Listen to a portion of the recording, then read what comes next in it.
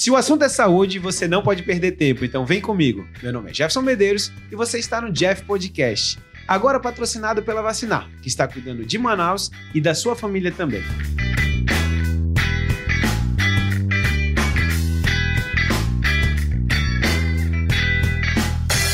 Já vai? Turma, hoje o Jeff Podcast super especial, só com sumidades aqui, sumidades urológicas, sumidades ginecológicas, podcasters e também uma menina nova, disse que está começando agora no jornalismo, mas olha, disseram que você é brilhante, você tem um futuro muito bom. Viu? Começando. Graças a Deus. Então essa edição do Jeff Podcast vai ser para falar sobre um assunto que atinge várias mulheres e está ficando até comum, a maternidade tardia. Lembrando que a gravidez é considerada tardia quando a mulher vai ter filhos a partir de 35 anos e muitos têm filho nessa idade por opção. E aí a gente vai falar um pouquinho também sobre esse assunto das opções que estão vindo. Em 20 anos, percentual de mulheres que tiveram bebês a partir de 35 anos quase dobrou no Brasil. O levantamento veio da Fiocruz, da Fundação Oswaldo Cruz. Só que é preciso ter atenção, porque nessa idade a gravidez já é considerada de risco. Além disso, vamos falar também sobre infertilidade, aquelas pessoas que não conseguem engravidar. Então, é um assunto que às vezes vira um tabu, a gente vai conversar muito sobre esses tabus e vamos pontuar cada coisa. Primeiro, eu vou pedir para vocês para se inscrevam, dê o like, mande para alguns amigos, principalmente esse assunto aqui.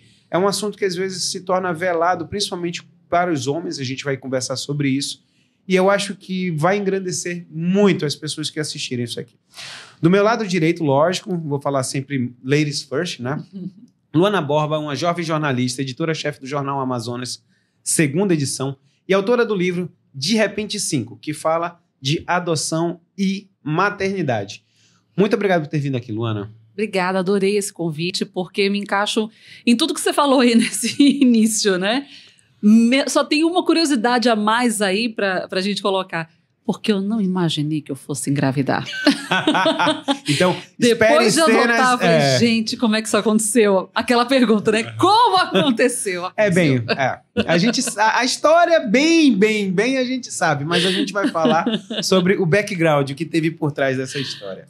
Aqui do meu lado esquerdo, o doutor Ítalo Cortez, doutor em Urologia pela USP São Paulo e em Urologia, mestre também pela instituição, pela USP em Andrologia e Medicina Sexual, pós-graduado em Infertilidade Masculina pelo ICESP, possui graduação de Medicina pela UFAM, um grande amigo, a gente fez faculdade juntos, contemporâneos de faculdade, residência médica em Cirurgia Geral e Urologia aqui no Hospital Getúlio Vargas, foi meu preceptor, meu chefe na residência. Não diga isso, pelo amor de Deus, você tá de cabelo branco, eu nem tenho.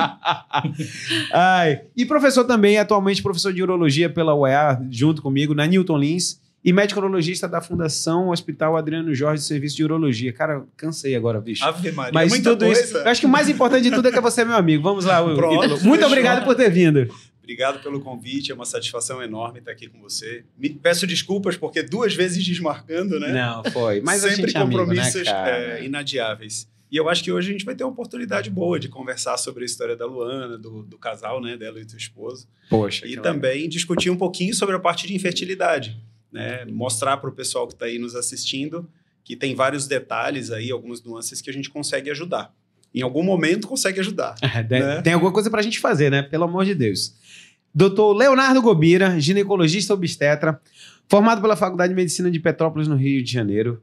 Fez residência de médica aqui na UFAM, especialista em ginecologia e obstetrícia e podcaster também. Cara, eu já fui no podcast dele. Só tem artista aqui, meu? Só tem artista. Só eu que sou de fora eu acho que você é o único diferente aqui no ninho, tá? Mas você tem uma voz boa. Dá pra, vou aprender um pouquinho. Não, Léo. Certamente. Léo, você já... viram um, né?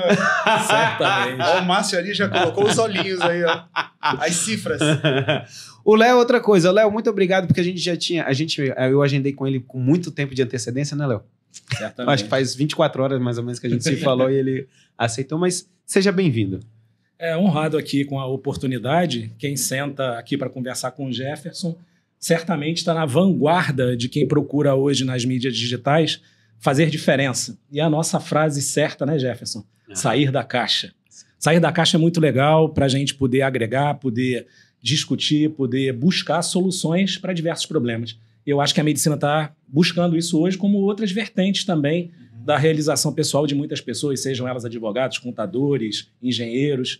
E você sabe que eu sou seu fã, me espelhei em você para começar o meu projeto, que é o Papo de Médico, que já tem uma temporada inteira com 16 programas, e a gente já está estruturando aí uma nova temporada. E me sinto muito honrado, meu amigo, por estar aqui e que seja divertido para mim. Tenho certeza que será, como foi para você lá no Papo de Médico. Não, com certeza. Luana, a gente vai começar, eu acho que a sua história, Storytellers, quando me contaram toda a história, né, a nossa grande amiga Larissa Santiago falou, rapaz, você tem uma historinha bonita para te contar. E eu falei, chama essa moça, chama essas moças que a gente vem. Mas eu queria começar lá do começo. Quando foi o momento inicial que você realmente, principalmente por causa da nossa profissão, da sua profissão especificamente, o momento que você parou para dizer assim, poxa, agora a cegonha me chamou, eu vou começar a tentar a ter filho, porque toda vez a gente sabe disso, que a gente vai postergando. E quanto tempo você levou desde que você teve essa centelha até hoje? Bom, isso faz bastante tempo, né? Mas não tanto tempo assim, se a gente for levar em consideração o que você citou aí, que é muito importante, do que é considerado uma gravidez tardia. Então, lá pelos 32 anos, foi que nós começamos a conversar sobre isso, eu e meu marido, Rodrigo. E a gente começou a pensar na possibilidade de ter um filho. Nós somos amantes de viagens, então a gente já pensava, a gente vai ter que ter um filho que se adapte a isso, que a gente consiga levar e tal. E começamos a tentar. Então, de lá para cá, foram 8 anos em que a gente tentou de todas as formas. E assim, começa tentando legal, né? Gostoso, Tentar fazer filho é gostoso, né? Mas chega uma hora que deixa de ser gostoso porque você tem que ter a temperatura certa, pega o termômetro e mede, coloca na boca antes de começar a falar de manhã. Aí tem um remédio que você passa, que tem um hormônio, não sei o quê. Aí tem um remédio que você toma, e aí tem hora programada. E aí deixa de ser gostoso, porque passa a ser uma obrigação para conseguir um resultado que a gente queria muito. Então, aí já era quase numa gravidez tardia, o período que a gente começou a tentar, né? E a gente resolveu fazer um cronograma. Que, claro, nós furamos. Então, o nosso cronograma era, a gente tentaria durante uns 2 anos naturalmente, se não desse certo, a gente iria para a FIV, se não desse certo, uma tentativa, a gente iria para adoção. Só que nós furamos, passamos dos 2 anos tentando e tudo mais, e aquilo realmente, psicologicamente, eu acho que me afetou muito, porque você passa pelo Dia das Mães e vê todo mundo comemorando e, pô, você nada. Todas as amigas engravidando e você nada. Você vai no supermercado e tem mulheres grávidas para todos os lados comprando fralda e você nada. Então é muito estressante. E eu acho que isso piora muito. E todo mundo, mas você tem que desencanar. Como que você desencana de uma coisa que você quer e você não consegue? E você não tem controle sobre isso. Então foi bem complicado nesse aspecto. E aí foi quando a gente conversou e falou, a gente já passou do nosso planejado, porque a nossa vida profissional, tanto a minha quanto a dele, muito corridas, então a gente viu que foi se atropelando e falou, cara, se a gente não parar para dar foco nisso, não vai rolar. E aí foi quando a gente tentou a FIV.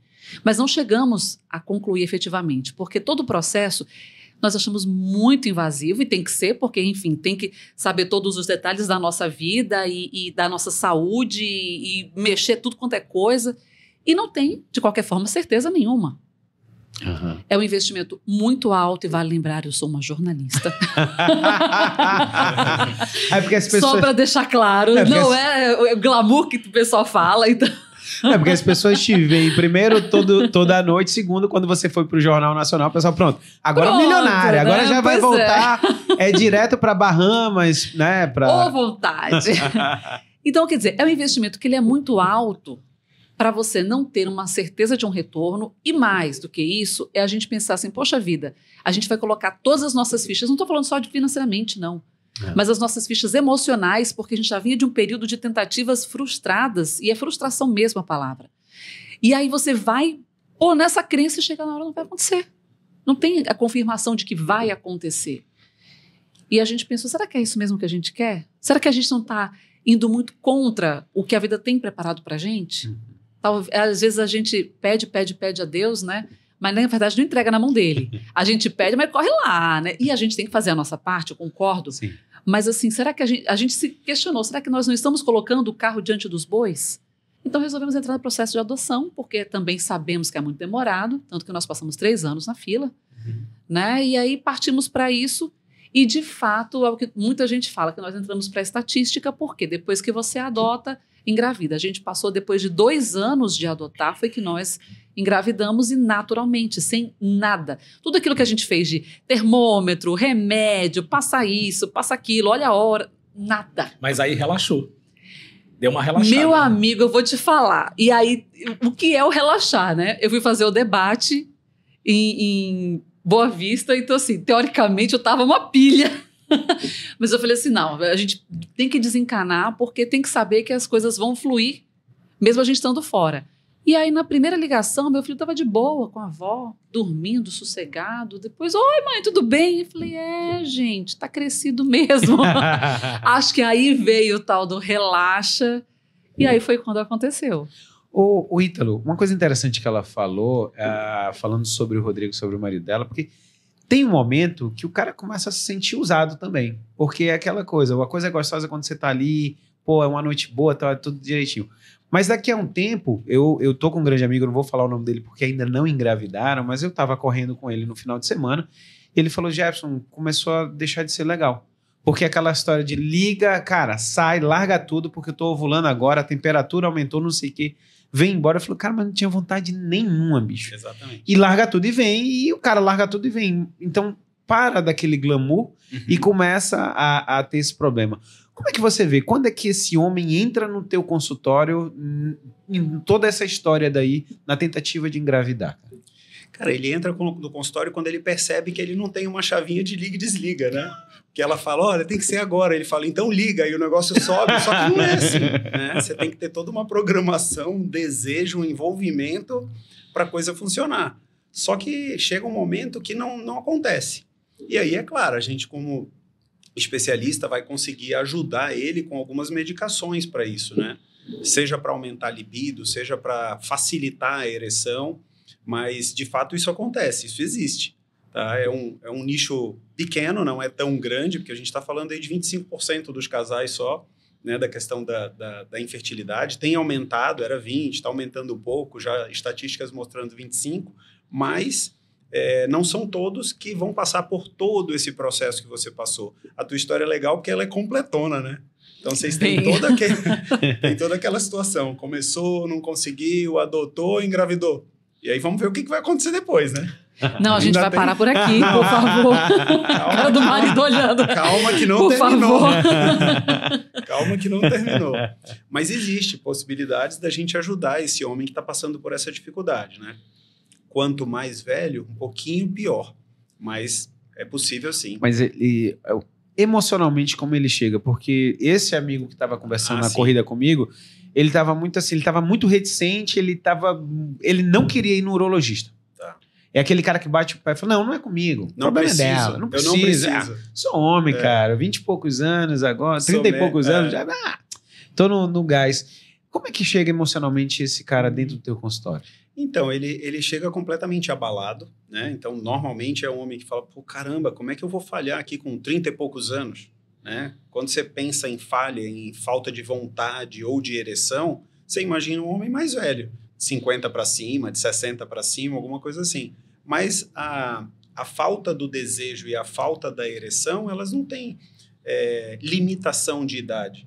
Então, eu tenho pacientes no consultório com 15 anos, com algum trauma que aconteceu na vida dele, que ele está temporariamente impotente. Entendeu? Sim. Não tem ereção de jeito nenhum. Aí você fala, caramba, mas 15 anos, o que aconteceu? A primeira decepção amorosa, tomou um baita chifre da namorada, aí ficou abalado, aí vai para a próxima menina e bloqueia, porque ele só pensa na outra. Ele não pensa na nova, ele pensa ainda naquela. E aí está completamente bloqueado. Ou então é aquele menino que hoje é bem frequente, que ainda não sabe direito qual que é o gênero dele. Ele é homem porque ele tem lá os testículos, o pênis, mas de repente ele está ainda escolhendo que caminho que ele vai seguir. É bi, é hétero, é homo, o que está acontecendo com ele? Ou os pais que se separaram e ele viu o pai agredindo a mãe. Então, são vários motivos que levam ele à impotência com 15 anos, né? Então, mas, enfim, é o que quer engravidar mesmo, então ele chega meio abalado, ainda meio envergonhado do que está acontecendo com ele, e a gente precisa entender. Você faz um papel de psicólogo e urologista, né? Para poder conseguir ajudá-lo. E até porque eu acho que tem uma questão da sociedade cobrar, não só da mulher, mas do homem também. Sim, sim. Porque quando você está namorando, quando é que você vai noivar? Quando você noiva, quando é que você vai casar? Quando você casa, quando é que você vai ter o filho? Sim. E quando o filho não vem, a pergunta de todo mundo é: de quem é o problema? Como se tivesse que haver um problema. No nosso caso, nós respondemos inúmeras vezes essas perguntas. Mas quem é que tem o problema? E tá aqui, gente. Quase 9 meses, olha o problema. O Léo. Chupa, galera! Chupa, galera! Entendeu? Então, assim, é uma cobrança mesmo que as pessoas ficam. Tem que ter um problema. Quem é? Ou vocês já pesquisaram de quem é? Tem gente que é isso. E aí todo mundo tem uma solução, né? Sempre tem É. uma solução. Não, se É o problema é impressionante. ele, eu vou fazer tal coisa que vai dar certo. O problema é ela, vamos ajudar de tal maneira. Ô, Léo, quando você chegou, você veio... sempre você tem esse ar poético, né? Quando você falou sobre a filosofia e a antropologia da infertilidade. Você pode... Eita. Não, vamos lá. Momento, Leonardo Gobira. Fale. Não, que é legal, porque Rapidinho. Gaste todo o seu vernáculo com a gente, por favor. é legal, eu gosto de ensaiar esses pensamentos e quando a gente traz uma forma diferente de fazer até a medicina e abordar o casal, porque pensar em infertilidade é pensar em casal, né? Não dá para a gente pensar de outra forma. Às vezes algumas mulheres se frustram e chegam no consultório com a gente e querendo uma solução para um problema que ela já estabelece, que é ela que tem. E, na verdade, muitas vezes a gente precisa da propedêutica, né? Da pesquisa desse casal. Então vem os conceitos filosóficos. A gente conversava, eu e o Jefferson, a respeito do assunto, até mesmo antes do programa, e dentro do conceito de fertilidade, né, que é a reprodução, que é a perpetuação de espécie, né, são os objetivos de vida. Então foi o que a Lona acabou de falar. Noiva, vai casar quando? Casa, vai comprar casa, ou não comprou a casa, mas vai ter filho quando? A pergunta já vem antes, né? Por quê? Porque a gente ainda tem uma dialética, um conceito estabelecido de criar e de procriar. Então, quando a gente fala nessa parte antropológica da fertilidade, o ginecologista ele tem que ter em mente que existe essa realidade social. Isso é biologia social pura. Existe livro que fala sobre isso e ensaios, filósofos que já escreveram sobre isso. Então, procriar, por exemplo, que a gente imagina, né? Por que um casal ele não cria um bebê? Ele até cria depois como cria, quer dizer, estabelecendo limites, ensinando regras de dia a dia, educando, que é a função dos pais. Mas por que o termo é procriar? Né? Então, quando a gente estabelece essa avaliação do casal, a gente tem que ter esse sentido e transmitir esse conceito para o casal, né?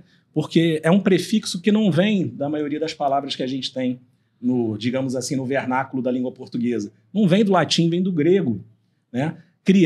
Procriar não vem de superioridade. Procriar vem de ancestralidade, de alguma coisa anterior. E aí essa coisa anterior, para a gente começar a explicação do que é fertilidade, tem que ter gametogênese. Sim. Tem que ter espermátide, tem que ter espermatogônia, tem que ter oócito, ovócito, e a gente vai para a embriologia. Então aí a gente consegue estabelecer parâmetros para a gente entender que é multifatorial, que não depende só da mulher, não deve haver esse preconceito, né? Então muitas mulheres chegam no consultório, né? E a gente tem que estabelecer que você está tentando procriar, você está procurando uma forma de procriar. Então, a gente precisa do parceiro, precisa de gameta masculina, gameta feminino, e mais do que isso, mais do que ancestralidade. Você não está criando, você está procriando porque está utilizando os gametas. E aí, ainda tem os fatores que são importantíssimos, que é um útero que esteja legal, é um ovário que esteja funcionando bem. A maior causa de infertilidade parcial na mulher brasileira ainda é a síndrome de ovário micopolicístico. E a gente tem hoje uma epidemia de síndrome plurimetabólica com obesidade que muitas mulheres param de ovular e não se ligam, desde a adolescência, né? Mas não depende só dela. A gente tem que avaliar o casal como um todo. Então, quando a gente estuda esse conceito do que é procriar e busca essa ancestralidade, pode parecer um pouco mítico, mas é por quê? Porque Deus, em sua sabedoria, deixou para a gente esse fenômeno entre os mamíferos da procriação. A gente não está criando nada, ele já deu a forma para a gente fazer acontecer, que é essa procriação, né? Então, isso é muito importante, porque ainda existe muito preconceito, foi o que o Ítalo falou. Aí você aborda a paciente que está sozinha no consultório de ginecologia, e aí você, de uma maneira maneira, tem que perguntar para ela, e o teu parceiro, e teu marido, e teu companheiro, cadê ele? Não, mas ele não tem problema nenhum, né? Porque ele tem um orgasmo. Aí já acha que não é um problema. Então, até chegar o parceiro, para pesquisar o parceiro, Você pesquisou e revirou, muitas vezes, essa cliente, essa paciente, essa mulher que está ali angustiada, quase que com uma certeza absoluta que o problema é ela. Isso acontece muito ainda na sociedade ocidental, na nossa, e na sociedade do Oriente, pior ainda. No mundo muçulmano, por exemplo, não se pesquisa infertilidade em homem. Chega a ser uma agressão, um preconceito. Sim. Então, quando a gente vai ler, vai estudar, a gente vê que é uma oferta de complexidade nesses pensamentos e a gente tem que trazer esse parceiro para conversar com a gente, para encaminhar para o colega urologista quando há uma suspeita de uma complicação maior. Então, você vê que é um universo realmente de coisas. E eu diria para a Luana o seguinte, para o companheiro dela: já escreveram um livro, dá para fazer uma série na Globo, né? Por que não dizer? E vai ficar muito maneiro. Pelo menos para Netflix agora, né? Já fica Hoje legal. Tá mais fácil vender para Netflix do que outra coisa. Mas você sabe que esse ponto que o senhor colocou, doutor, é importantíssimo, dessa cobrança e da mulher muitas vezes achar que ela é que é a culpada da história. Porque talvez, aqui falando um pouco da minha experiência, não que eu tenha pesquisado a respeito, mas eu acho que tem muito a ver com essa questão cultural de você cobrar a mulher porque ela tem um prazo de validade. O homem, ele segue fazendo filho com 60, com 80, esqueci, grávida tem memória fraca, né, doutor? É verdade, eu vi que é verdade, que não é mentira. Eu estava lendo hoje que tem um ator maravilhoso americano que eu gosto, que estava lá nas redes sociais. 83 anos, vai ser pai de novo. Então, com 80, sei lá, 90, o cara continua fazendo filho, mas a mulher, ela tem um prazo de validade, tanto é que com 35 já é uma gravidez tardia. Então, você começa a ter uma cobrança porque o mercado de trabalho te cobra, você precisa ser altamente produtiva e, às vezes, tem ainda lugares que você encontra que dizem, não prefiro o homem do que a mulher, porque a mulher vai ter 4, 6 meses fora, ainda vai estar grávida, trabalhando, tendo que sair para poder fazer exame. Então, a gente tem uma cobrança que a sociedade impõe, a gente se impõe. Então, até que você consiga se estabelecer profissionalmente para pensar no filho, meu prazo está acabando, o relógio está andando. Como é que você relaxa porque tem o tempo? Cara, essa é uma grande loucura. Então, eu acho que fica essa loucura na cabeça da mulher que muitas vezes ela até se bloqueia para pensar que pode ser algo além da questão biológica dela. Porque você vive uma pressão muito grande, muito louca. Luana, eu acho que os meninos podem confirmar. Dentro da medicina, o que acontece? São 6 anos de faculdade, então quem começou ali com 18, a gente vai terminar ali com 24. Depois que você faz os 24 anos, você sai para a primeira residência. Então, foram mais 2 anos. Aí depois você faz uma especialização, mais uns 3 anos, uma subespecialização. Quando a gente já acaba com 30 anos mais. Uhum. E o que acontece na maioria das amigas da gente? Cara, o que você passou é o que toda médica passa. Então, a história de todos os nossos amigos, até o Ítalo, a gente era mais próximo na faculdade, todos os nossos amigos, a grande dificuldade de engravidar existe, porque depois, deixa eu terminar. E quando bate, e eu digo porque a parte psicológica é tão importante, eu lembro que com 32 anos, eu e minha esposa, a gente foi para Goiânia eu fui fazer especialização, e eu falei, olha, quando a gente voltar, a gente já volta grávida.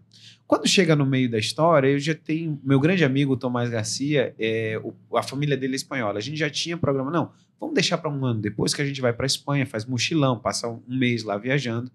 E eu lembro muito bem que isso tudo foi na tranquilidade. E aí ela falou para mim uma vez assim, olha, o dia que a gente colocar na cabeça que a gente vai engravidar, não vai ter problema.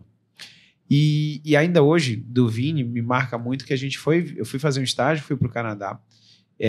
A gente estava em Toronto, a gente foi para Montreal e lá era muito frio, estava dando -2. Aí ela falou, olha, a menstruação atrasou. Eu falei, faz o teste que a gente vai tomar muito vinho. E eu acordo de manhã, ela gritando, deu yes. Aí eu falei, o que deu yes? Ela como aqui? Deu yes! Cara, num desespero. Agora imagina, eram 32 anos já. A gente estava namorando há 9 anos, estava casado já há mais uns 2. Aí eu falei, não se preocupa não. Eu falo com seu pai e eu assumo o menino.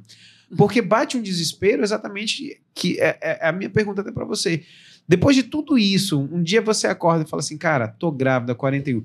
Primeira pergunta é, deu vontade de pedir o dinheiro de volta de todo mundo que você foi? Eu falo, pô, pelo amor de Deus, bicho, gastei um dinheiro. Tá aqui, ó. Daqui.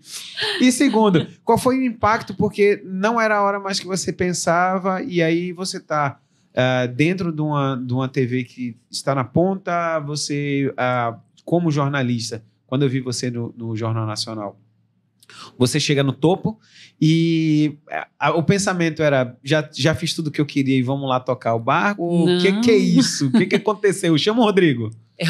Foi uma grande loucura. Primeiro porque eu já contei pra ele um pouco desesperada. Eu falei, amor, eu fiz o teste assim, na TV, porque eu não imaginei realmente que fosse. Eu de verdade achei que fosse uma menopausa precoce. Conversei com algumas pessoas na mesma faixa de idade. Porque tem uma amiga que entrou na menopausa com 39, a outra entrou com 40, ou com 41. Eu falei, então, é menopausa precoce. E tinha acabado de acontecer a situação da Cláudia Raia também, né? Pois é. Mas aí foi quando eu tinha lido que ela, de alguma forma, se preparou. Por mais que não tenha sido a FIV, mas ela preparou o corpo com hormônios e tal. Eu falei, eu não preparei nada. Eu tô aqui vendo essa loucura que é a vida e, assim, não preparei nada. Eu não imaginei mesmo que fosse. Só que ao longo desses 8 anos de tentativas, fiz inúmeros testes que deram negativo. Aí eu falei assim, quer saber? Eu ia começar um tratamento pro ouvido. Olha só que loucura. E o médico falou assim, é uma medicação um pouco mais pesada e tal, porque eu tenho problema no ouvido já, de tanto ponto e tudo mais. Um ruído constante. E aí eu falei, bom, medicação pesada, e os aplicativos hoje são tudo na vida da gente, né? E aí ele já estava perguntando, você está grávida por causa da demora da menstruação. De registrar a menstruação. Aí eu falei, gente, né? Que tô atrasado mesmo. Aí eu comprei e ficou bolando ali um dia. No outro dia eu falei, vou fazer. Isso no meio de uma tarde de trabalho. Fiquei louca, né, impressora? Aí eu chamei uma amiga, eu falei, vem cá, tá fraquinho. Você não tá fraquinho, não. Tá yes! Tá yes! Eu falei, não, tá não. Eu cheguei de noite, contei pra ele, eu falei, gente, eu tenho uma coisa pra dizer pra vocês. Não precisavam ter sofrido tanto assim. Porque hoje, com os métodos que existem, principalmente de exame de sangue em laboratório, um dia de atraso menstrual, o beta-HCG já está sujeito a positivo. Mas eu não estava nem ligando para as datas. Passou, mas né? Passou. E essa história do relaxar talvez seja isso.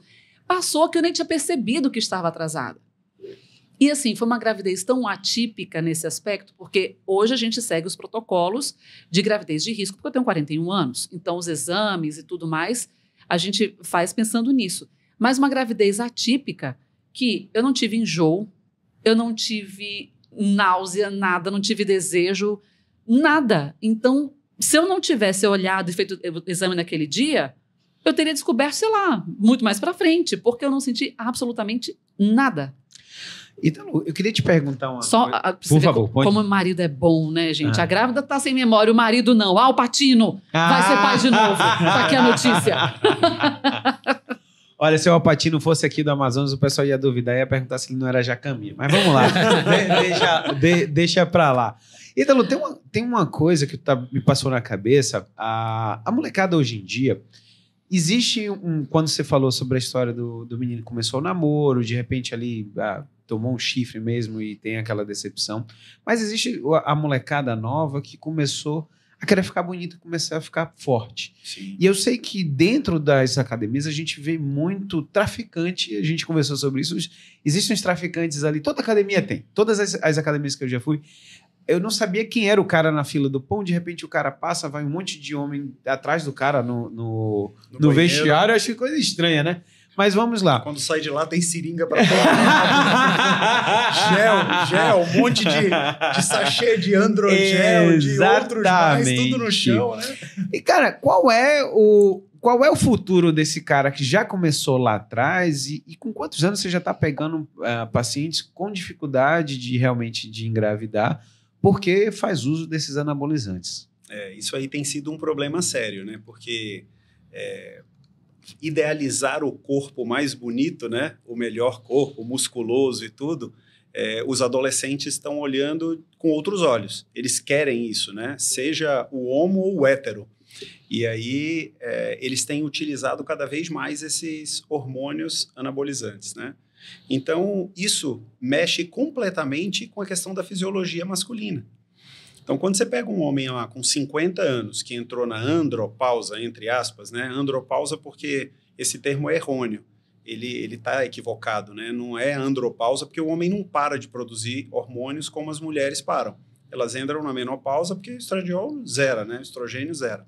O homem não, ele diminui a produção da testosterona. Quando você pega esse paciente para repor o hormônio, perfeito. Você vai ajudar ele e ele vai conseguir resgatar massa muscular, perder abdômen melhorar a cognição e outras coisas mais. Mas quando você pega um jovem de 17, 18 anos, que ele já está no pico de testosterona dele, ele já está ali com 900 de testo, 800 de testo, causando inveja para todo mundo, né?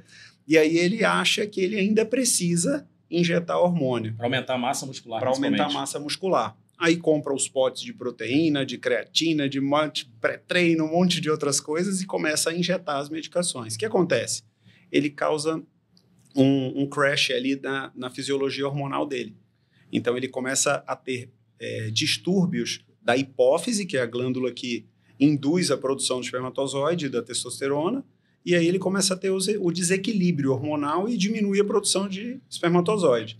Aí de uma hora para outra ele acha que não precisa mais, aí ele para drasticamente. Aí quando ele para drasticamente, depois ele não volta. Tá? Então esse é o grande problema. Então como é que ele chega lá no consultório? Ele chega depois aos 30, 20 e poucos, já querendo engravidar, e aí a ginecologista da esposa, da namorada, da noiva, pediu um espermograma, ele chega lá e fala, doutor, tá zero. O que é isso? O que aconteceu comigo? Ele nem sabe ainda, não imagina que aquilo lá é que levou o problema. E aí a gente vê que tem lá uma zoospermia, que é a ausência de espermatozoide no sêmen, ou uma oligospermia, diminuição, enfim. Esses pacientes têm sido cada vez mais comuns no consultório.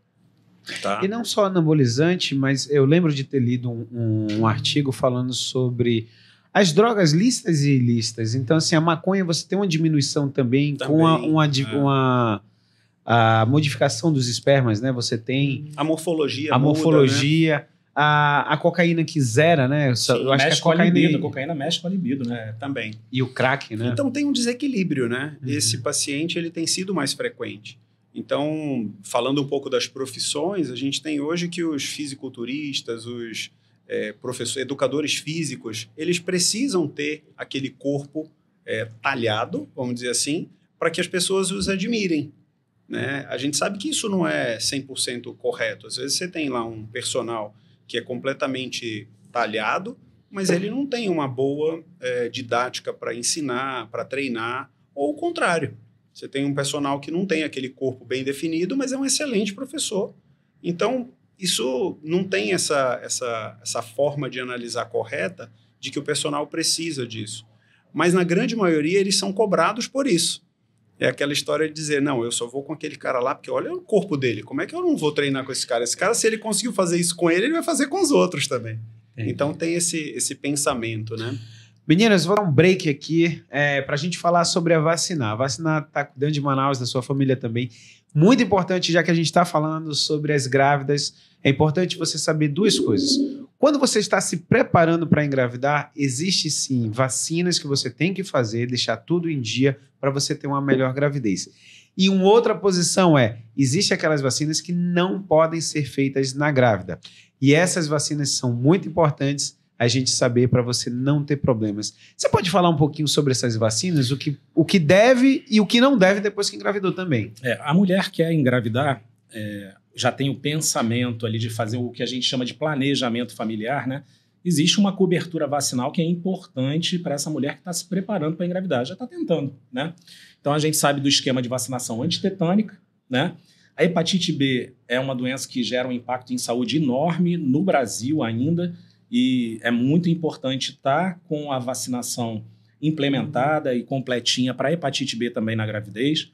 Então, por exemplo, na hepatite B ainda tem uma nuance, Jefferson, que muita gente se vacina e não confere depois, não retorna com o médico para conferir se já houve eficácia na conversão vacinal. Isso é muito importante na hepatite B. Então, a mulher que vai passar pela circunstância, não só da gravidez, mas do parto propriamente dito, seja ele o parto normal ou mesmo a cirurgia cesariana, é importante a vacinação para hepatite B. Né? Então, no calendário vacinal, a gente tem o H1N1, que é a vacina da gripe também, na grávida, né? É importante ser feita também. Hoje, pós-pandemia, pensar no Covid também, né? Não há uma contraindicação de qualquer tipo de vacina do Covid, mas dependendo da idade gestacional, a gente vai estar orientando essa paciente para uma realização de perfil vacinal mais seguro, né? E entre as contraindicações durante a gravidez, na nossa região, a gente pensa muito na febre amarela, né? Então, antes de pensar em engravidar, né, tá com o perfil vacinal apurado para não ter problemas e não deixar acontecer no momento que é o momento do sonho, que é da realização, que é o momento do pré-natal.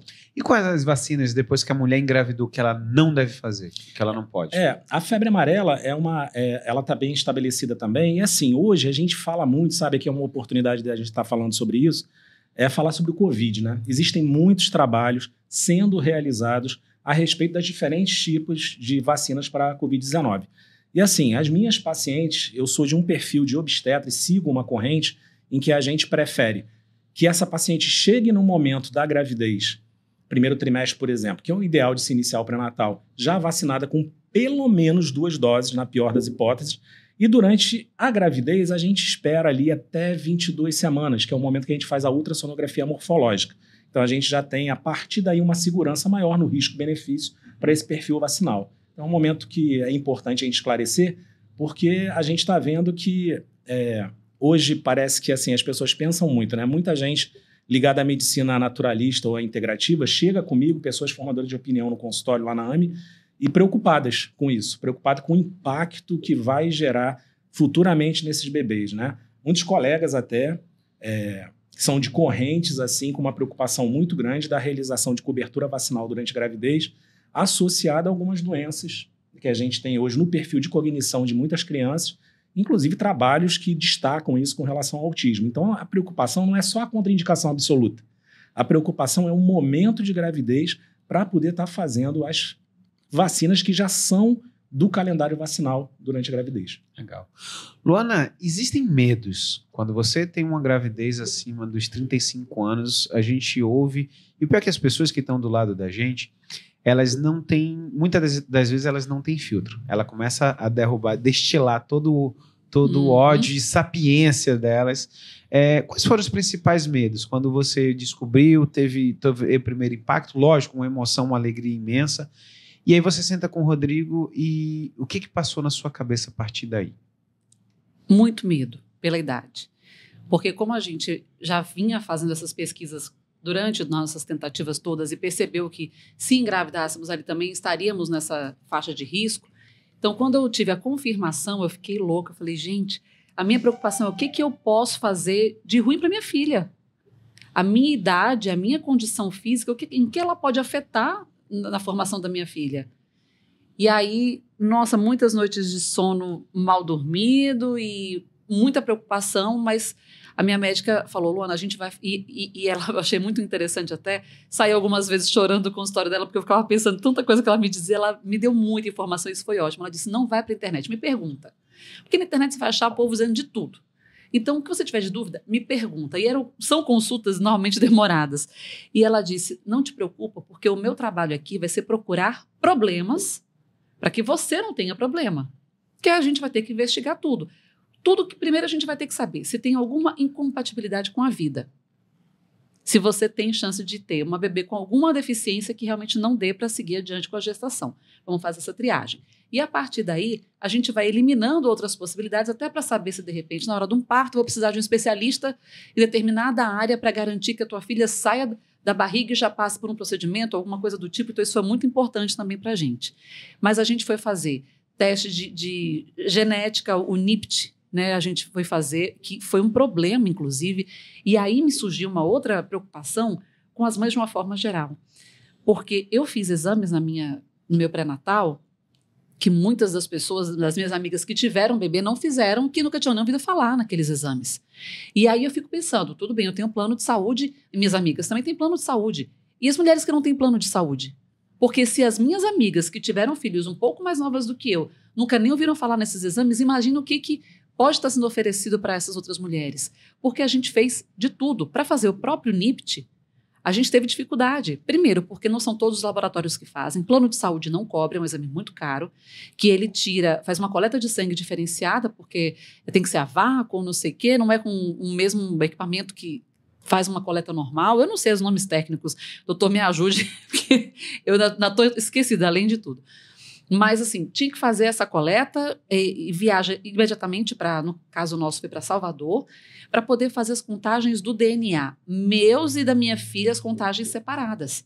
Porque se tinha lá, na morfológica apareceu uma chance de 1 em 100 mil, minha médica disse, eu acho pouco. Porque aqui tinha que estar em 1 em 1 milhão, por exemplo. Estou falando números aqui Sim. aleatórios, só para você ter uma noção da porcentagem. E aí a gente foi fazer todos os exames. Investigar tudo, porque essa era a minha maior preocupação. O que a minha condição física vai comprometer da minha filha? Olha, o que é esse NIPT? Agora até eu fiquei curioso, né, Ítalo? Eu falei, cara, o que é isso? Vamos lá. Não é da nossa área. Não é da nossa área. A gente tem hoje uma série de exames que podem, dentro da captação do exame de sangue dela, pegar frações imunohistoquímicas também do sangue do bebê deles, né?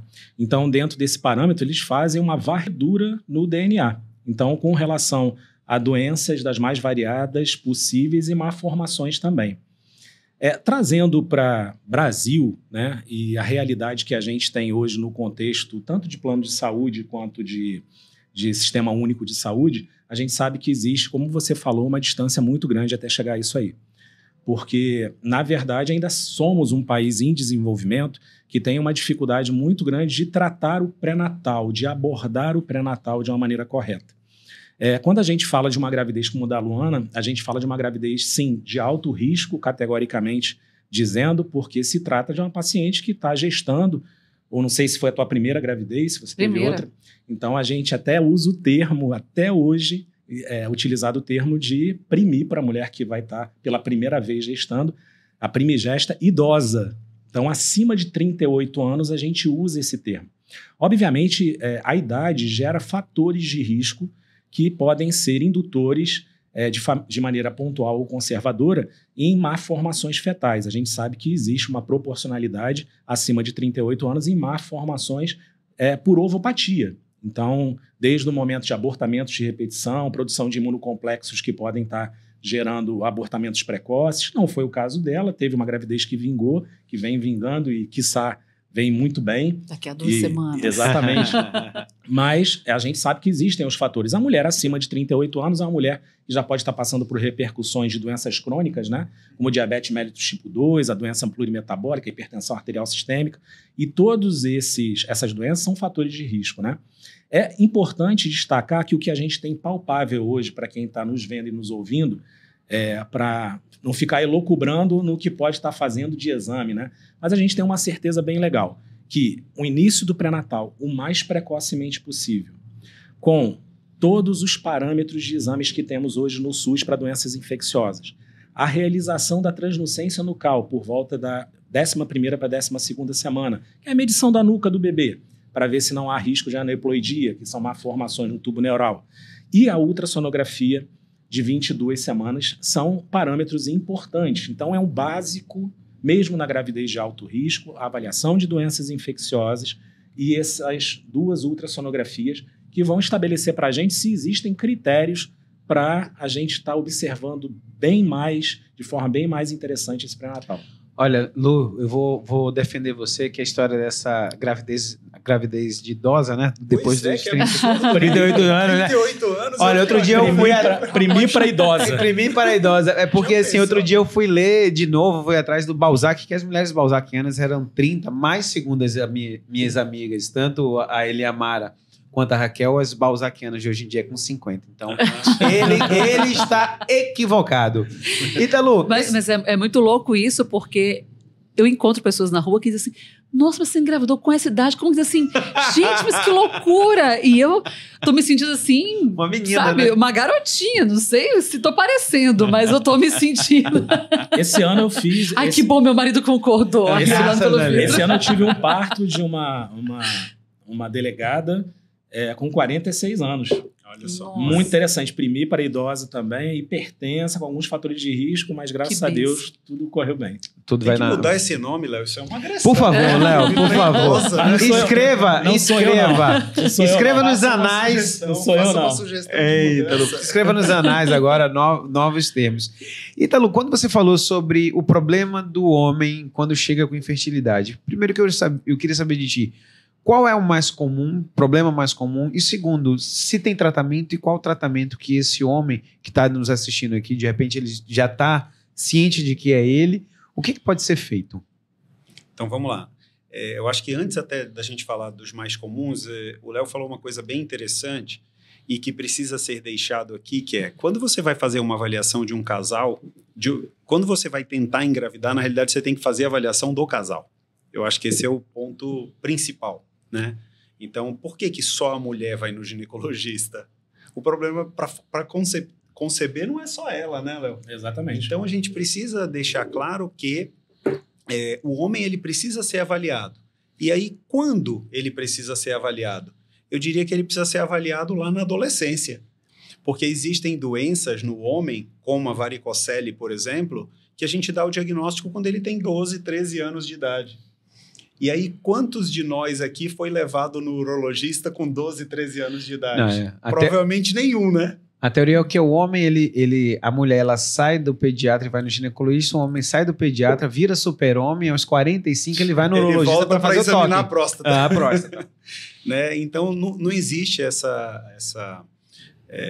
esse padrão de avaliação urológica pelo menino adolescente. E quando faz o diagnóstico precoce, né, Ítalo? Como você facilita, resolve o problema. Você resolve o problema. É um casal que estava tentando engravidar e engravida. Eu recebo pouquíssimos adolescentes no consultório que os pais levam para fazer uma avaliação aos 12, 13, 14 anos de idade. Pouquíssimos. A grande maioria são homens depois dos 30, 40, 60, então é a grande maioria mesmo, né? Se você chegar na recepção da clínica hoje, aí é o que você vai encontrar. Aí sim são os idosos. Aí são os idosos, né? Tá bombando. Mas enfim, quais são os problemas mais comuns? Então, hoje a gente tem aquela questão dos adultos jovens, entre aspas, bombados, que estão com azospermia, né? Então, tomaram muitos hormônios e aí tiveram um problema de produção espermática e hoje chegam com um espermograma zerado, que geralmente foi a ginecologista da paciente que pediu, não foi o urologista. Ele chega com você com um problema para você resolver. Então, esse paciente ele precisa ter uma investigação, não só do espermograma, a gente não avalia um homem só por um espermograma, nem só por um e nem só pelo espermograma. A gente precisa fazer a avaliação de sangue, avaliação física dele, palpar o testículo, ver qual o tamanho do testículo, se ele é consistente ou não, ou se é aquele testículo pequenininho, atrofiado, que realmente ele usou hormônio durante muito tempo, né? Esse é um detalhe. Os exames também de ultrassonografia da bolsa escrotal. E a gente tem outros problemas que são os problemas genéticos, que também podem levar à azospermia. E aí você começa dos exames mais básicos e depois você vai para os testes genéticos que a gente também faz no homem, né? Não é só nas mulheres e não só depois que já está grávida. A gente faz os testes genéticos no homem. Às vezes faz até o cariótipo, para saber se realmente ele tem aquela composição tradicional lá do 46XY, né? Tá? Então, tem muitos exames, tem muitos problemas. E aí o que eu poderia te dizer assim, qual que é o mais frequente tratável pelo urologista? É a varicocele.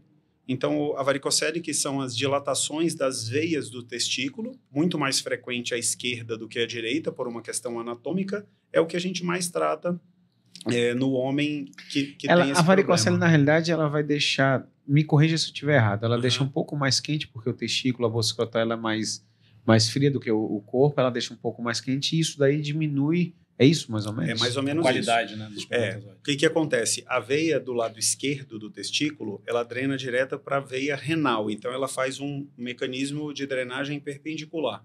E a veia do lado direito, ela drena para a veia cava, né? Que é oblíquo. Tá? Então, fica muito mais fácil. Aí, o que acontece? Ele começa a ter refluxo. Volta sangue lá para dentro do testículo. E quando volta lá para dentro, ele superaquece. E aí ele começa a fazer a atrofia do testículo com aumento de volume. Só que aumento de volume porque as veias se dilatam, né? Então, esse paciente ele poderia ser tratado na adolescência, com 12, com 13, com 15 anos de idade. E quanto mais velho ele ficar, hoje já tem comprovação de que a varicocele também influi na produção de testosterona. Então, a gente trata homens mais velhos com varicocele, que até já tem prole constituída, mas que tem déficit de testosterona para poder melhorar da, teoricamente, andropausa, né? E esse homem que fez uso de anabolizante, tem como a gente reverter? Tem sim. Na grande maioria das vezes, sim. Depende muito do que ele usou, né? Daquele conjunto de ciclos do combo que ele usou e por quanto tempo ele usou. Quanto mais tempo ele usa o hormônio, hormônios mais agressivos, até às vezes não de humanos, é um pouco pior. Mas a gente tem vários casos já, graças a Deus, e é bem legal falar isso, de homens que chegaram lá zoospermicos e que não produziam mais nada, tinham sido dados já pelas ginecologistas como espermodoação, chegar para a esposa e falar assim, olha, vai lá em algum banco de sêmen, escolhe todas as características que você quer, porque vai ter que ser por espermodoação. E aí o cara fala, não, eu vou no urologista, vou fazer uma tentativa. E a gente começa a induzir o próprio eixo dele. Entendeu? Então, eu vou trabalhar medicamentos que vão direto na hipófise para a hipófise ajudar o testículo a produzir testo e espermatozoide. E volta. Legal. Né? Não são todos que voltam, claro, vamos deixar isso bem claro, mas a gente consegue bastante. Né? Olha, eu preciso dizer para vocês que eu fico feliz por um aspecto que eu vejo como a nossa profissão de informar, ela é importantíssima, né? Olha o que a gente está fazendo aqui hoje, porque a gente tem uma composição social que diz que a mulher tem que engravidar, ela tem aquela data, aquele período para engravidar, a gente tem o cara que ele tem que ser o garanhão e que ele é o super-homem e que ele não precisa se cuidar, e a gente está aqui com informação desconstruindo um pouco disso, de que a gente precisa trabalhar isso nos homens. Olha só que maravilha. Eu, por exemplo, eu não tinha noção de qual era a idade exata de levar meu filho para começar a fazer consultas num urologista. Sim. 12 anos, gente, então é dever dos pais começarem a incutir essa mentalidade nos filhos desde muito cedo, para que não seja um problema, para que ele consiga tratar eventuais situações que aconteçam, para que a gente consiga tratar as mulheres de que elas não são culpadas, tirar um pouco dessa culpa, desse peso. Olha como informação importante, como a gente pode estar construindo famílias com essa informação. Ô, Lu, você sabe que quando a gente veio abrir o podcast, eu não sei se o Léo passou por isso, mas inicialmente eu fiquei me perguntando, será que isso daqui era só pra mim, era uma brincadeira ou simplesmente como o pessoal olha pra gente e fala assim, pô, você quer aparecer? Mas hoje em dia eu vejo exatamente isso.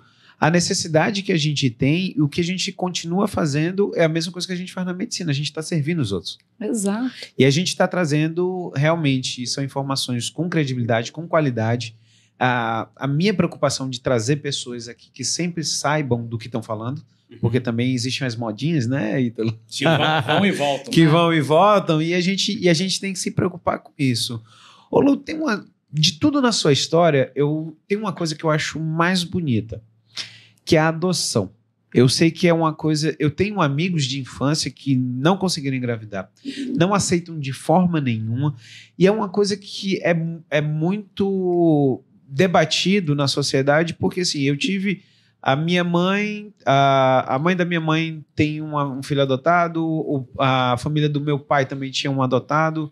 Na minha família, eu tenho um primo que quando eu vim para Manaus, eu morava em Recife, vim para Manaus, ele veio morar comigo, então assim, é um irmão também, é um irmão. Os irmãos dele que, desculpem, então vão brigar porque acham que é primo, não é primo, é irmão. E eu vejo vocês de bom coração de dizer assim, tá, tudo bem, a gente fez a nossa parte, Deus não mandou até então, e a gente vai adotar. Como é que foi esse princípio? Foi do Rodrigo, foi você, foi consenso? Como é que vocês colocaram? Eu até esqueci, como é o nome do seu filho, desculpe. Vinícius. O Vini. Puxa, igual, é o mesmo meu. Agora vai Os gravar. três aqui, pronto. Por isso, O meu tu tem é algum Vitor. Vinícius, não? Ah, tá, Não. Vitor, desculpa. Então, vamos fechar. Então, como é que foi esse momento para vocês sentarem e falar assim, não, agora a gente vai? A gente queria ter filhos. Ponto. Independe de onde vem, de como é que faz, a gente queria ter filhos. A gente queria aumentar a nossa família. Eu já vou começar a chorar, porque grávida também é assim. Me desculpem, é assim. Não, mesmo. agora tá liberado, tem atestado já. Porque ter atestado é Aqui, ótimo. tá aqui, ó, tem um... É porque assim, a gente tinha tanto amor para dar e a gente já se dava tanto amor, mas a gente queria mais. Então por que a gente não vai ampliar? Se Papai do Céu naquele momento não estava mostrando um caminho natural de ter um filho, vamos atrás da forma que a gente consegue. Eu adoro filosofia, cara. Porque Kant já dizia, bem é tudo aquilo que satisfaz a necessidade humana. Era uma necessidade que vocês estavam tendo como humanos. Exato. A sensação de falta de alguma coisa associada ao impulso de fazer desaparecer. Então a é gente amor. queria ter. É amor, né? E aí depois o que a gente descobriu nessa jornada toda, porque esses 3 anos, assim, demora muito o processo de adoção. Demora. Talvez não fosse necessário demorar tanto, mas uma certa demora, hoje a gente diz, é necessário. Por quê? Um fator que eu acho que atrapalha muito hoje as pessoas na decisão por adotar ou mesmo de verbalizar, por isso que a gente está fazendo esse trabalho de comunicação, eu e o Rodrigo também, falando sobre adoção, para desmistificar muita coisa, é porque existia aquele negócio de o filho de criação, que na verdade não era um filho, era um empregado, que você pegava e dizia, botava em casa para morar e dizia meu filho de criação. Então criou-se um termo pejorativo para falar de adoção, e tudo isso cresceu, tomou uma proporção, e as adoções ilegais, que a gente vivencia ainda hoje aqui no estado, eu vou ao interior, pego a menina para criar. Não, a gente cria filho, não é pega uma criança para criar. E a gente já ouviu muito isso. Pegou pra... Não, ele é meu filho. Ele é meu... E não me interessa de onde ele veio, entendeu? Porque a gente com o tempo... beleza! Porque a gente descobriu uma coisa muito bonita nessa jornada. Todo ser humano tem que ser adotado. Quem casou hoje teve que conquistar. Quem está namorando, conquistou. Porque não chegou a dizer, você vai ser meu namorado, pronto, acabou. Você está aqui... Não, você conquista as pessoas. É um cativar. Exato. E a Maria Cibele, eu vou ter que conquistar a Maria Cibele. Porque quem disse que ela vai nascer me amando? E quem disse que eu vou amar? Gente, eu acho que eu vou ficar louca no puerpério. Eu vou olhar para ela e dizer, essa menina não para de chorar. Vai ser uma conquista minha em relação a ela e dela em relação a mim. Então, o que quer dizer? Que todo filho tem que ser adotado. Porque se isso não fosse verdade, por que, infelizmente, a gente vê crianças deixadas na porta dos outros dentro de uma caixa de sapato? Foi parido, não foi adotado. Então, independentemente da forma de onde vem essa criança, de quem saiu, de que barriga veio, a gente tem que adotar, como eu vou ter que adotar a Maria Cibele. Ela vai sair de mim e ela vai estar no mundo, mas eu vou ter que adotar minha filha, como eu adotei meu filho. Então, a gente já deixa de usar esse sobrenome, filho adotivo. É meu filho, ponto, acabou. E hoje, eu nunca escondi do meu filho e não vou esconder nunca do meu filho. Ele tem 4 anos, ele talvez não consiga entender a dimensão. Um dia ele ficou muito espantado, num dia das mães que ele passou e viu um outdoor de uma barriga. Ele, mamãe, que barriga enorme! Aí eu falei, filho, tem um bebê lá dentro. Aí ele, mas eu vim da sua barriga ou do seu coração? Porque eu digo pra ele que ele veio do meu coração. Aí eu diz pra ele, você veio do meu coração. Aí ele, mas o seu coração ficou daquele tamanho? Fantástico Mundo de Bob. Não, meu filho, mas você nasceu do meu coração. Ele entendeu. Depois de um tempo, veio minha barriga. E ele começou a ver a barriga crescendo. E ele, mamãe, mas como é que é isso? Aí eu expliquei pra ele, meu filho, você ama a Maria Cibele? Ama. E meu filho ama a minha filha. É impressionante. Ele conversa, ele brinca de se esconder com ela. Vocês imaginem, ele botando um lençol na minha barriga. Mamãe, onde é que a gente tá? Ele brinca de se esconder com ela. Ele dorme todas as noites com a mão na Maria Cibele. Eu vou botar ele para dormir e ele me abraça e abraça ela e dá boa noite para ela e beija, enfim. Então, ele adotou minha filha. E aí foi assim que eu expliquei para ele. A Maria Cibele tá nascendo em que parte sua? Aí ele, no meu coração. Ela é minha princesa, ele fala. Da mesma forma, ela está nascendo no seu coração, mas está nascendo em qual barriga? Na sua, entende? Então, ela nasce no seu coração e nasce da minha barriga. Você nasceu do meu coração, porque eu escolhi você. Não me interessa de que barriga você veio. Você nasceu do meu coração. E a relação de pai, filho, de marido e mulher é uma relação de amor. Então, tem gente que não adota seu irmão. Sim. Então, a gente tem que decidir amar. Amar é uma decisão. Não é uma coisa que acontece, passei ali e quebrei o dedo. A gente não ama assim. A gente decide amar. Então, que me interessa de qual foi a barriga que veio? Hoje eu sei que ele é altamente meu, totalmente meu, completamente meu. Se eu olhar a foto, e Deus é tão maravilhoso, se eu olhar a foto do meu filho recém-nascido com a foto do meu marido recém-nascido, a tia dele falou, rapaz... será que ele não buscou lá, que fez porque, fora? Porque, gente, o Papai do Céu é maravilhoso, ele parece muito com meu marido. E na morfológica da minha filha, você não vai acreditar, doutor? Rostinho. A cara dele. E aí eu me pergunto, a mãe fica onde? Hospedeira? Liga pra minha esposa que ela vai te explicar o que é só botar na barriga e o filho ser da cara dos outros, do então, pai. É isso, é decidir e amar. Eu achei super interessante seu depoimento. Eu acho que vou até usar para alguns casais que a gente atende, Jeff. Você falou, olha, assiste lá o episódio tal, porque chega algum momento, né, Léo, que a gente não consegue, né? Muitos desistem. Muitos desistem e a gente também, com a ciência médica evoluída como tá, você chega num momento e fala, olha, infelizmente, daqui para frente eu não vou mais conseguir te ajudar. E não é só na gravidez, né? Tem outras coisas dentro da medicina que a gente também não consegue. Dentro da tua área, da dele, da minha, a gente tem as limitações da medicina, né? Então, aí chega aquele momento que você fala, poxa, pensa numa adoção. Muitos pensam como vocês, mas alguns não. Aí vem os medos, né? Também não é só aquela questão do amor, é o medo. Fala, poxa, minha família aqui tá bem, eu tô bem com meu esposo, tenho um cachorro, tenho um outro filho, eu queria mais um, mas eu tenho medo. Como é que será que essa criança foi gerada? Será que a mãe era uma usuária de drogas? Será que o pai bateu na mãe, bateu na barriga, a criança vem traumatizada? Então começa esse monte de coisa. E não é fácil, né? É verdade, a gente também fácil. não pode julgar as pessoas que pensam assim, mas parabéns, eu acho que é um pensamento louvável. Nobre. Né? Pensamento nobre, vejo muito dessa bacana forma também. E falando em família, o Léo, a gente já tá batendo 1 hora, tá, meninos? Só... Mas Ai, passa muito rápido, parece cara, longe. muito, não. A Larissa tava botando 10 já, 20 já. Cara, para de contar. Você falou exatamente sobre isso. Hoje em dia, da família mosaico, né? Uhum. Que você se enquadra nessa história de que tem filho do primeiro casamento seu, do primeiro casamento da sua esposa, que junta e tem mais outros filhos. E você vê um arco-íris, uma coisa bonita, né? Eu achei louvável o que ela falou, e o Ítalo destacou também. É legal esse pensamento, Luana, porque é um pensamento assim de espiritualidade, de conceber que existe um superior que nos guarnece, né, que está junto com a gente, e a gente vem aqui para essa terra para evoluir, para amar, para servir. E quando você está em família, esse amor ele é superlativado, né? Aí aproveitar para contar.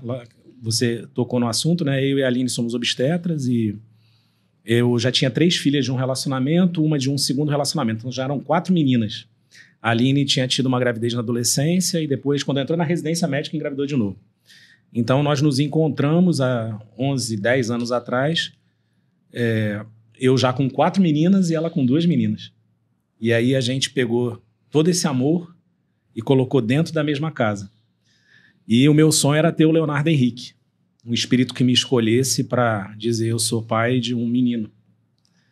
E aí o Leonardo Henrique veio. Eu estava aqui no protocolo de plantão na UTI, a Aline chegou de surpresa, eu trabalhava com terapia intensiva nessa época, e ela chegou com um sapatinho de menino e uma camiseta do Botafogo. Coitado, aí eu desmoronei. Já sofreu. Pois é, eu ia fazer esse comentário.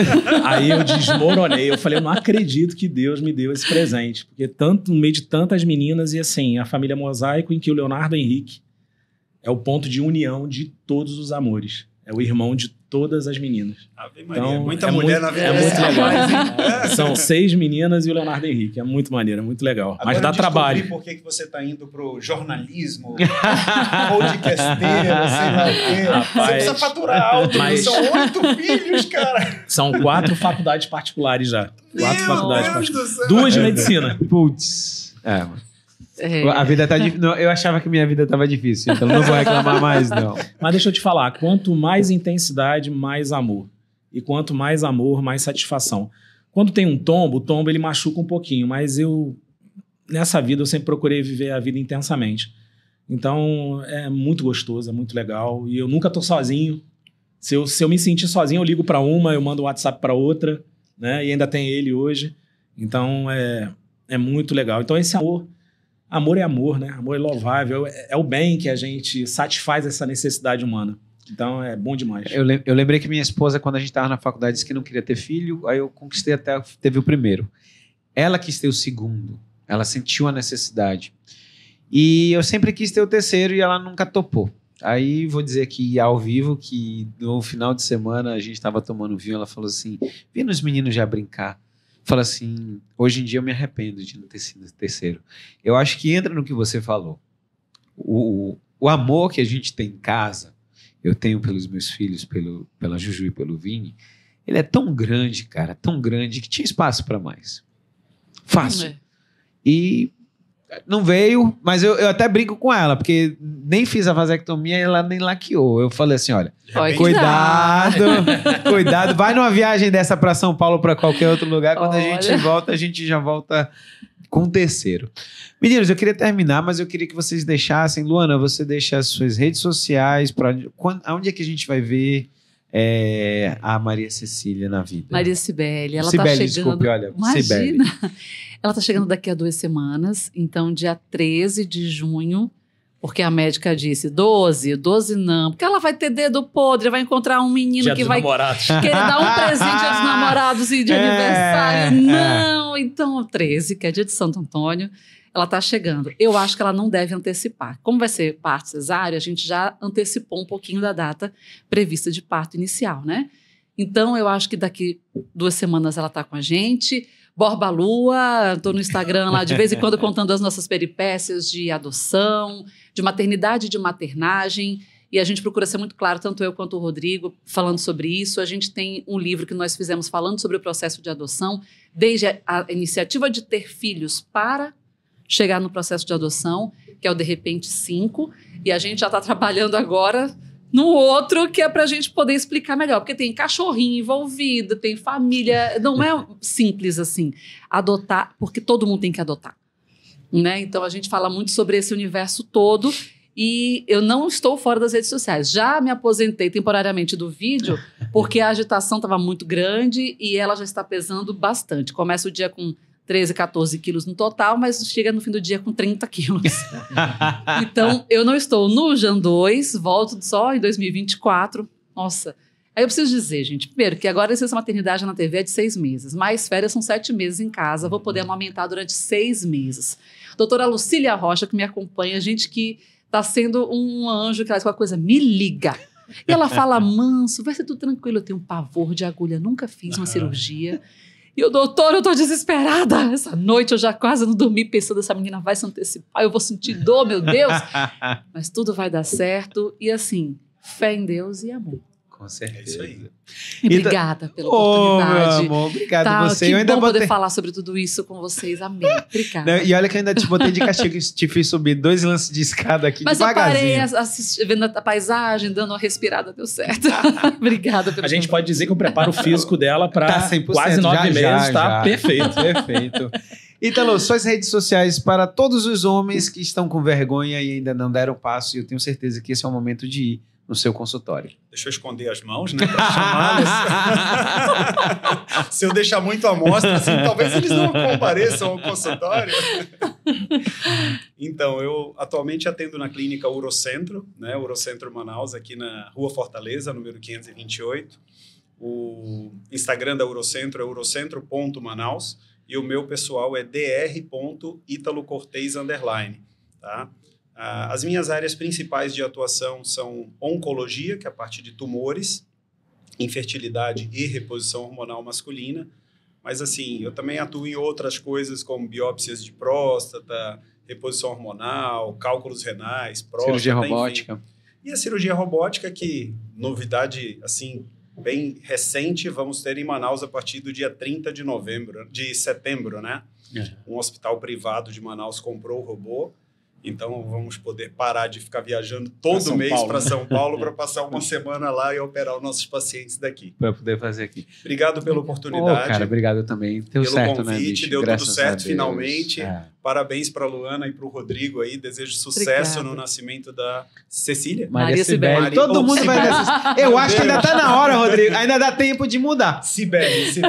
Vai para Cecília, ou se não para a próxima. A próxima. E um prazer enorme estar aqui com meu amigo Leonardo. A próxima. Manda a conta para cá.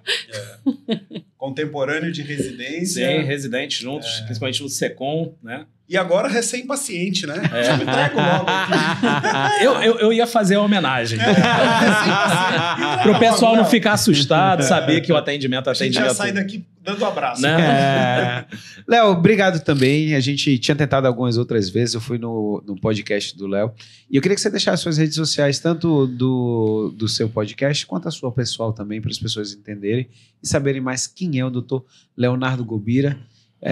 A pessoa do melhor vernáculo. Olha que só. tem. Aprendi você viu? muito aqui. Rapaz, eu estava aqui no Google botando algumas palavras sinônimos aqui para a gente entender um pouquinho o Leonardo. Léo, obrigado, cara, pela participação. Rapaz, satisfação estar aqui junto com vocês e alegre, me sentindo muito bem, me sentindo confortável com contemporâneo aqui de residência, o Ítalo, a Luana, que a gente já conhece a trajetória dela da TV, o Jefferson é realmente uma base para mim dentro do prazer que eu tenho hoje em me aventurar na comunicação digital, através do meu podcast Papo de Médico, a resenha com o Dr. Leonardo Gobira, que está começando o primeiro ano, a primeira temporada com 16 programas já está aí, é só entrar no YouTube, tem um canal.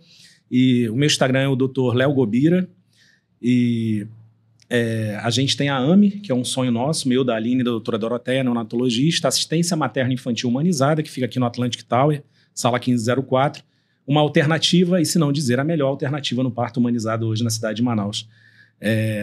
Eu desejo uma cesariana humanizada para você, que seja especial, seja legal. Amém. Bota esse homem para cortar o cordão umbilical, que vai ser super legal. Né? Se não houver oportunidade de fazer um contato pele a pele contigo, a hora de ouro, que faça com ele, tire a camisa dele, bote em contato com ele e vai com certeza ser especial e marcante para vocês. E eu quero deixar um recado importante para as pessoas, que hoje nesse paradigma do mundo digital, o Jefferson é vanguarda, vou usar essa palavra novamente, expoente entre a classe médica do Amazonas nesse mundo digital. E achei super importante que vocês falaram sobre a oportunidade de trazer o conhecimento, mas de uma forma diferente, de uma forma despojada, de uma forma alegre, de uma forma emocionante, que você trouxe essa emoção para a gente também, arrepia, no bom sentido, né, Ítalo? Sim. Mas agradecer também aqui o Ítalo, a pessoa que me acompanha, fiz questão de procurá-lo, conheço a formação dele também. Para os problemas de tireoide, certamente não quero que existam na minha família, mas se tiver que procurar alguém, estarei procurando o Jefferson, pela qualidade do atendimento dele e pela destreza que ele tem no lidar com os pacientes e a forma humanizada também, um ótimo cirurgião.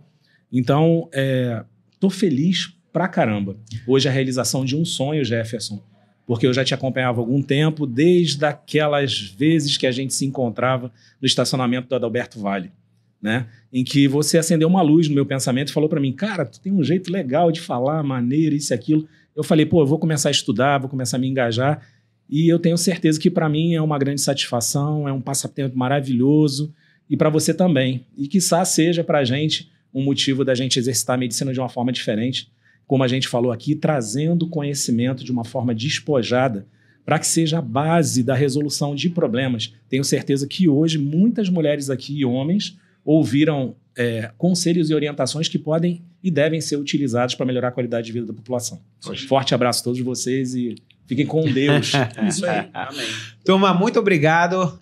Vocês viram que o assunto... A gente tentou trazer da forma mais leve possível, mas é um assunto interessante, é um assunto importante, então encaminhe para os seus amigos esse podcast aqui para as pessoas que estão precisando aprender um pouco mais e precisam sim de palavras de pessoas que sabem o que estão falando.